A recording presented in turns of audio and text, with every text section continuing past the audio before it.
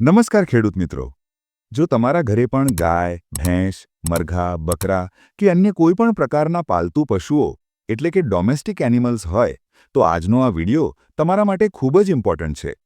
કારણ કે ગુજરાત સરકારના એનિમલ હસબન્ડરી ડિપાર્ટમેન્ટ એટલે કે પશુપાલન વિભાગ દ્વારા જે લોકો પશુઓ પાળે છે તેમને 50,000 રૂપિયા સુધીની ફાઇનાન્શિયલ હેલ્પ આપવામાં આવે છે। તો આ સ્કીમમાં સહાય મેળવવાની આખી પ્રોસેસ શું છે તેની સંપૂર્ણ માહિતી આપણે આજના વિડીયોમાં મેળવીશું।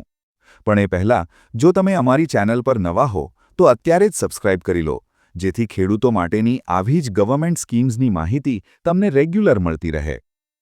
ચાલો મિત્રો, વિડીયોની શરૂઆત કરીએ। સૌથી પહેલાં વાત કરીએ કે આ સ્કીમમાં કયા કયા પશુઓ માટે સહાય મળે છે। તો ગાય, ભેંસ, ઘેટા, બકરા, ઊંટ, મરઘા અને અન્ય પાલતુ પશુઓ માટે આ સહાય આપવામાં આવે છે।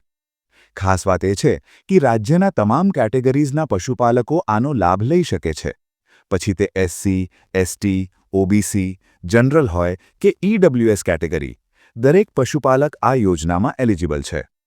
હવે મિત્રો, જો તમારે આ સહાય મેળવવી હોય તો આઈ ખેડૂત પોર્ટલ પર જઈને ઓનલાઈન એપ્લિકેશન ફોર્મ ભરવાનું રહેશે, જેની લાસ્ટ ડેટ 15 જાન્યુઆરી 2026 છે, એટલે એ પહેલાં ફોર્મ ભરી દેજો।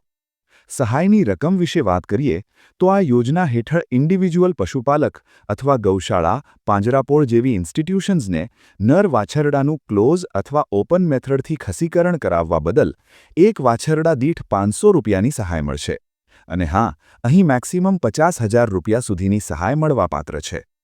હવે ફોર્મ ભરવા માટે કયા રિક્વાયર્ડ ડોક્યુમેન્ટ્સ જોઈશે તે પણ નોંધી લેજો। રેશન કાર્ડની કોપી, સરકાર માન્ય ફોટો આઈડી પ્રૂફ જેમ કે આધાર કાર્ડ, ચૂંટણી કાર્ડ કે ડ્રાઇવિંગ લાયસન્સ, જો સંસ્થા હોય તો જે તે સંસ્થાનો રજિસ્ટ્રેશન નંબર, બેંક પાસબુકની કોપી અથવા કેન્સલ્ડ ચેક, અને જો તમે એસસી કે એસટી કેટેગરીમાં આવતા હો તો જાતિનું પ્રમાણપત્ર। તો મિત્રો, આઈ ખેડૂત પોર્ટલની આ એક ખૂબ જ મહત્વની યોજના છે। જો તમને હજુ પણ કોઈ કન્ફ્યુઝન હોય તો નીચે કોમેન્ટ બોક્સમાં ચોક્કસ જણાવજો। વિડીયો ઉપયોગી લાગ્યો હોય તો લાઇક કરજો અને આવી જ માહિતી માટે ચેનલને સબસ્ક્રાઇબ કરવાનું ભૂલતા નહીં। ફરી મળીશું એક નવા વિડીયોમાં। ત્યાં સુધી આવજો।